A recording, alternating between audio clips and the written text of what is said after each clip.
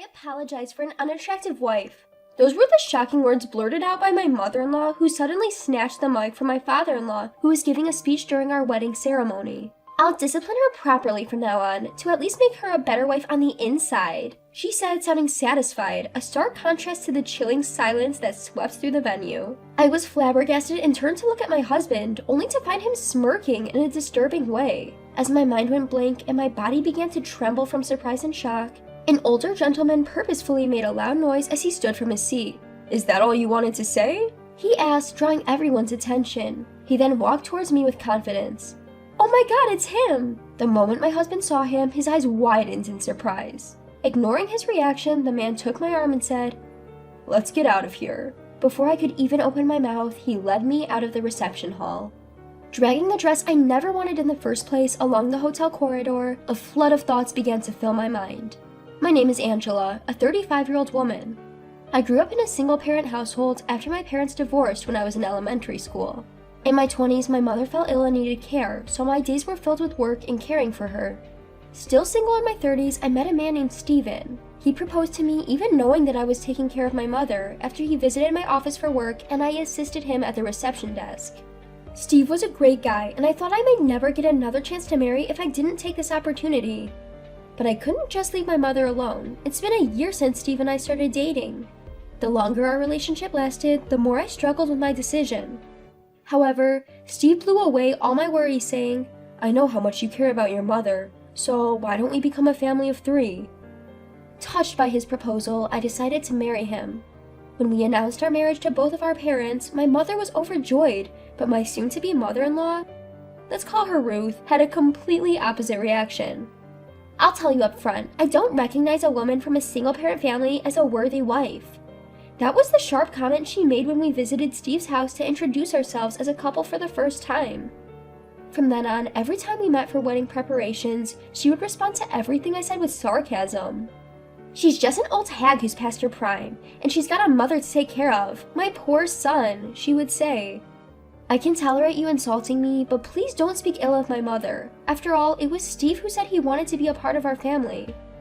I bet you used some sly tricks to seduce my son. I didn't do such a thing. Well, your mother probably cheated on your father and that's why he left." Every time I tried to fight back, Ruth would lash out at me 10 times worse. I thought about talking to Steve about it, but I didn't want to burden him with this unnecessary worry on the threshold of our married life.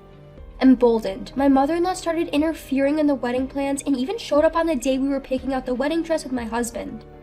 "I'll choose the best wedding dress for you," she announced. "Mom has a great sense of style. She'll definitely pick a good dress. You're happy about it, aren't you?" My husband chimed in. "I appreciate your intentions, but I want to choose a dress that I personally like," I responded. "But I came all this way for you. I'm so disappointed," my mother-in-law said, sounding wounded. "Hey, don't make Mom cry," my husband snapped at me. He was always quick to side with his mother, especially when she played the victim. However, I could not give in when it came to the wedding dress, arguably one of the highlights of the wedding. "I'm really sorry, but I'll be choosing my own dress. This is a once-in-a-lifetime event, and I want to be completely satisfied with it," I stated firmly. Upon hearing my determination, my mother-in-law reluctantly backed off, but she held a grudge about it. And on the morning of the wedding day, she did something unthinkable. "What an awful dress. The veil's tasteless too.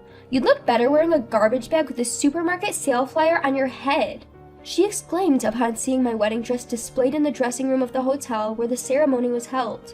I was really upset, but I wanted to avoid any trouble on my big day, so I tried to respond calmly. "My mom, who loves sewing, made the veil herself. We chose the dress together. I really like it," I replied.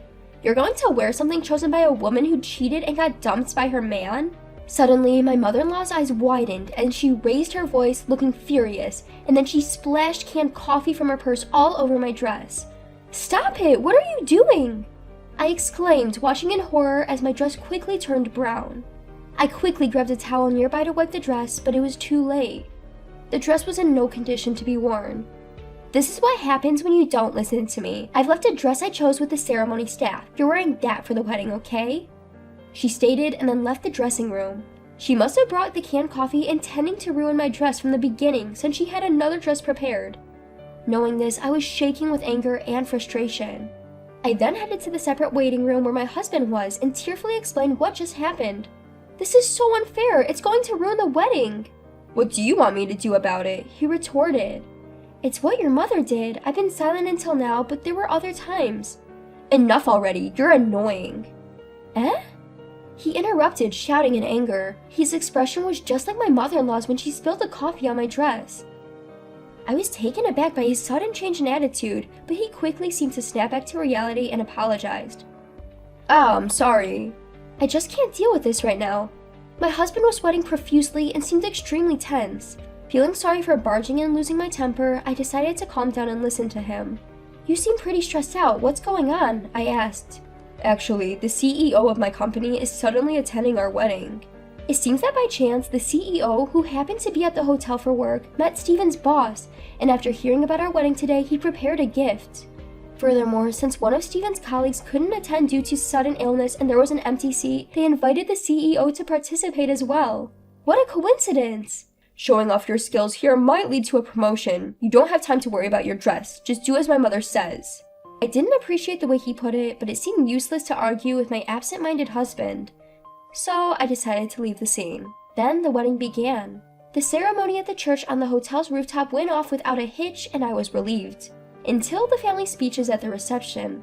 My mother-in-law went all out. "Raised in a single-parent household, she lacks common sense and is an ugly bride, but I'll make sure to discipline her." Ignoring my father-in-law's pleas to stop, my mother-in-law held the microphone tight and declared this loudly. Just as I was about to explode with anger, a middle-aged man stood up with vigor and came over to me. "You don't belong in a place like this," the man said, staring at my mother-in-law. Then he started to lead me away. "Who is that old man? Interrupting my speech? What nerve does he have?" As my mother-in-law looked at the man leading me away, she shrieked. However, next to her, Stephen was turning pale. "Why is the CEO here?" It turned out that the middle-aged man was the CEO of Stephen's company. Sweating profusely from his forehead, Stephen seemed extremely flustered. We hurriedly left the reception hall and returned to the dressing room, leaving the flustered men behind. "Why is my father here?" That's right. The CEO of Stephen's company was also my biological father. The reason for my parents' divorce was a personality mismatch. They fought constantly while both working and decided to divorce because they thought it was affecting me negatively. Therefore, even after the divorce, my parents occasionally met. I saw my father several times a month and received proper child support until I became an adult. Even after my mother needed care, he helped out in various ways, so our relationship was very good. However, I hadn't asked much about my father's job.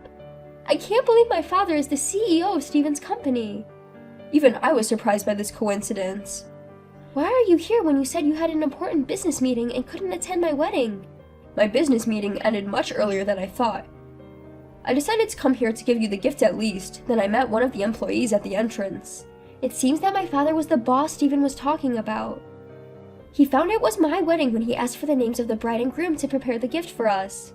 When I told the employee about the situation, I heard there was a last-minute cancellation and a seat was available, so I decided to participate." "Why didn't you tell me then?" "After consulting with your mother, we decided to make it a surprise. I never imagined it would turn out like this." My father looked somewhat sad and sighed. Just as I was about to talk to my father, the door of the dressing room opened. "Angela, you can't just run off like that." My mother-in-law, who had arrived, was speaking in a fake sweet voice I had never heard before. I got goosebumps from how creepy it was. She must have heard from her husband that my father was the CEO. "Who do you think caused all of this?"